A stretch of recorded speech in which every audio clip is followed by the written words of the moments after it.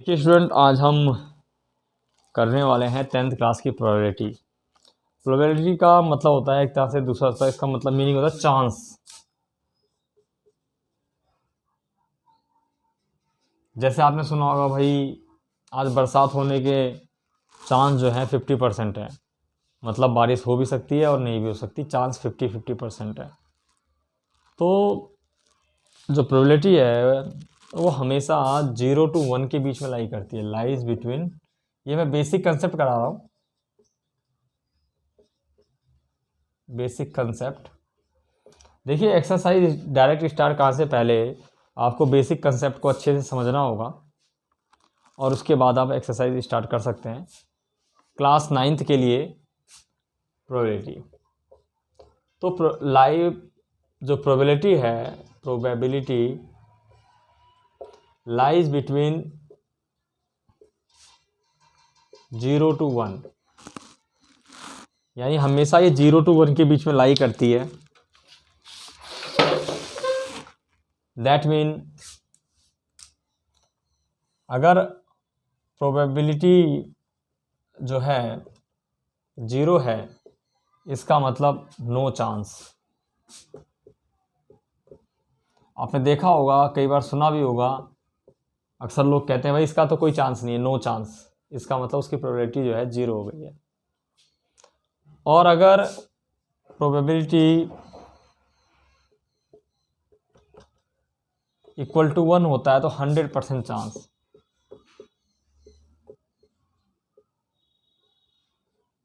आपने सुना होगा भाई श्योर है, 100% है, हो ही जाएगा, टेंशन ना लो, 100% है। आपने ऐसा सुना होगा लोगों के मुंह से। तो इसका मतलब they are talking about the probability will be 1। अब क्या होता है, लेस देन 1 तो no probability. Less than 1 does not exist कह सकते हो आप, एग्जिस्ट ही नहीं करती। और ग्रेटर देन 1 होगा तो ऑल्सो डज नॉट एग्जिस्ट।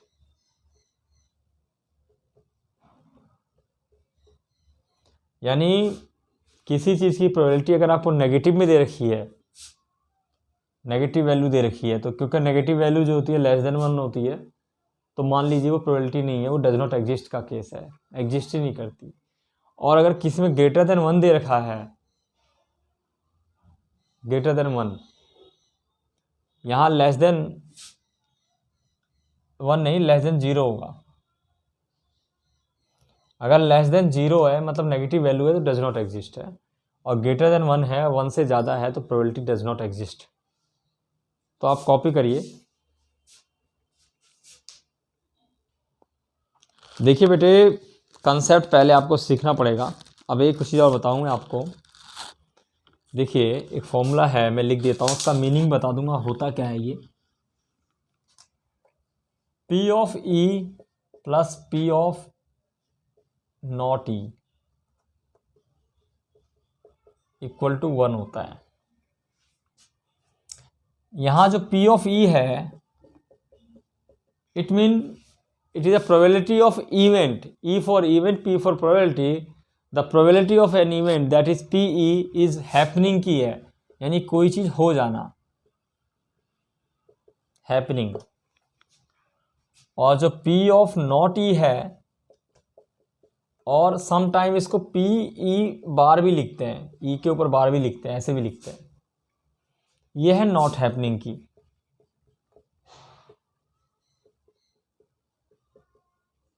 ना होने की, ये प्रोबेबिलिटी आपके होने की, किसी भी चीज के होने की, और यह है ना होने की।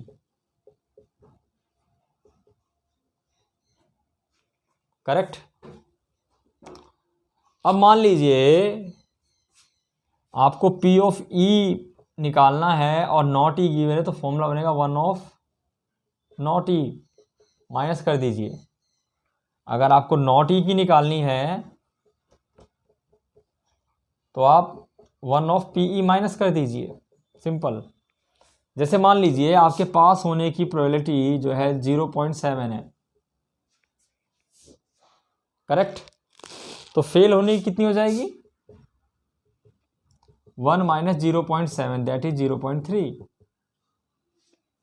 एक एग्जाम्पल और ले लेता हूँ। मान लो you playing the cricket and the probability of winning the game is win की है 0.4, तो लॉस द गेम की क्या हो जाएगी 1 माइनस 0.4 दैट इज 0.6। और याद रखना probability has no unit. The unit means जैसे किलोग्राम, ग्राम, लीटर, ऐसा कोई यूनिट नहीं होता। इसका आंसर एक कांस्टेंट नंबर ही होता है। आप लोग कॉपी करेंगे इसको समझ के। देखिए स्टूडेंट, मैंने बता दिया आपको जो प्रोबेबिलिटीज़ का सम होता है वो 1 होता है, ठीक है। अब I have an example, let's see that a coin is, अच्छा हाँ sorry I am not giving an example. पहले आपको और बेसिक कंसेप्ट बताता हूँ। What is the formula of probability, how to we calculate the probability. The formula is P of E। बहुत से बच्चे कंफ्यूजन होते हैं, sir what is P of E। The probability of event. Event means किसी भी चीज के होने की probability. The probability of an event equal to favourable outcome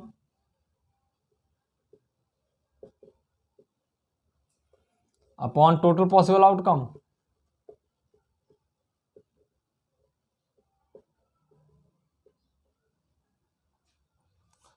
favourable outcome upon total possible outcome. मान लीजिए एग्जाम्पल देखिए,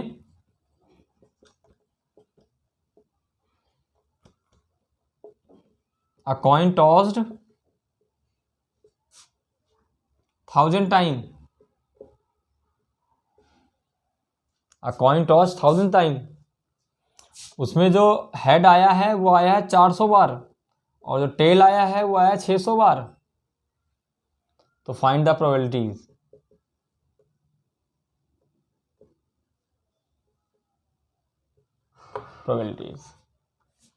तो इसको करने का तरीका क्या है, लेट E1 फॉर E1 आप लेट कर लीजिए हेड के लिए, हेड मीन्स H, और E2 लेट कर लीजिए फॉर टेल के लिए, that is T। Now the probability of head equal to probability of E1, that mean head कितनी बार आया 400/1000, that mean 0.4। Probability of tail equal to P of E2, that mean 600/1000, that is 0.6।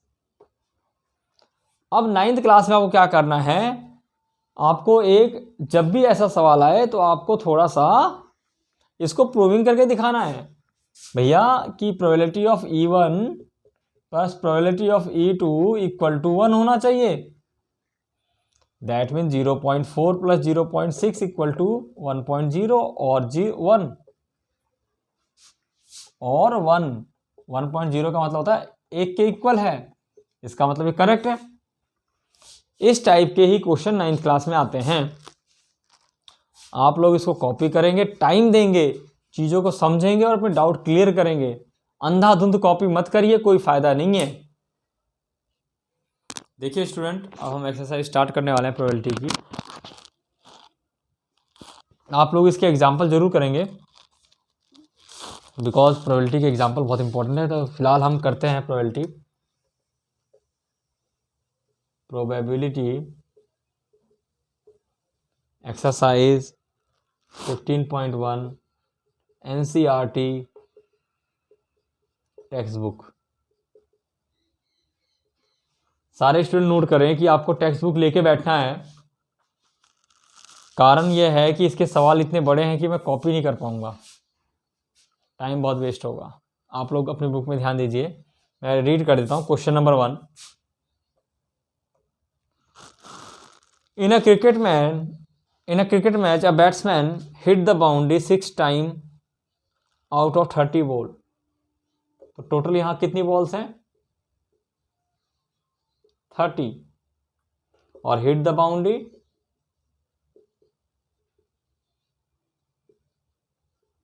6 times. Find the probability that C did not hit the boundary. आपको probability निकालना है कि उसने boundary को hit नहीं किया। तो अगर वो 30 बॉल में 6 टाइम हिट द बाउंड्री करता है तो did not hit the boundary का क्या प्रोबेबिलिटी होगी?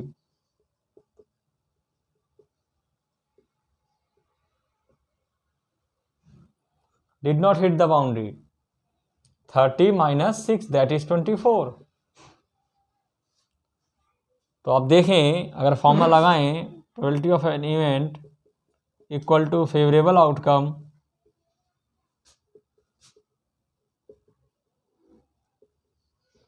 Divide by total possible outcome.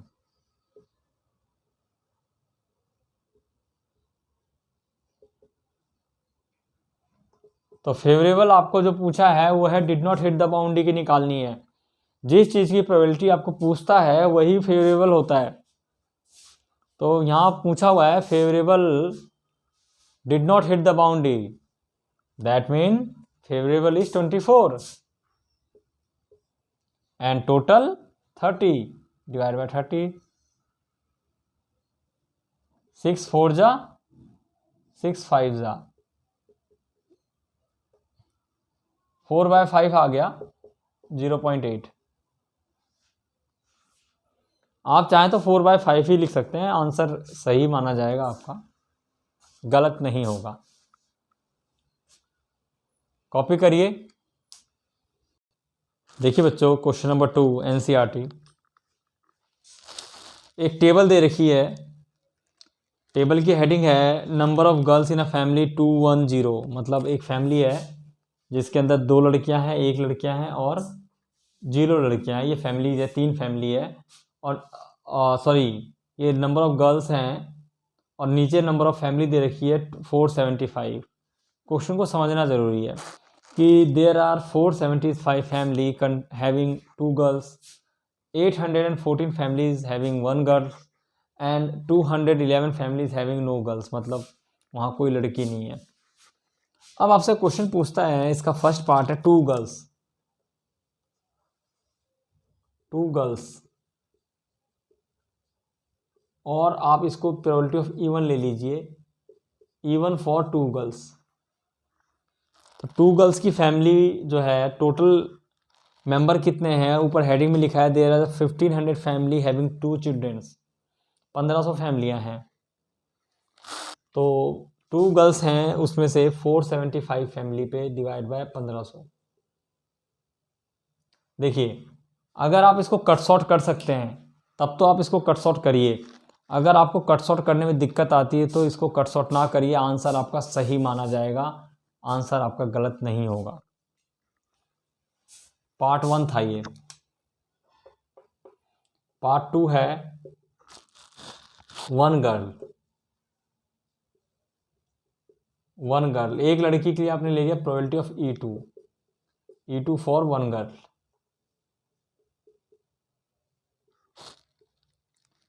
Eight 814 family है हैविंग 2 गर्ल्स, 1 गर्ल सॉरी। अगला है 0 girl, no girls. Third part no girl, मतलब इसको हमने ले लिया E3 probability having no girls.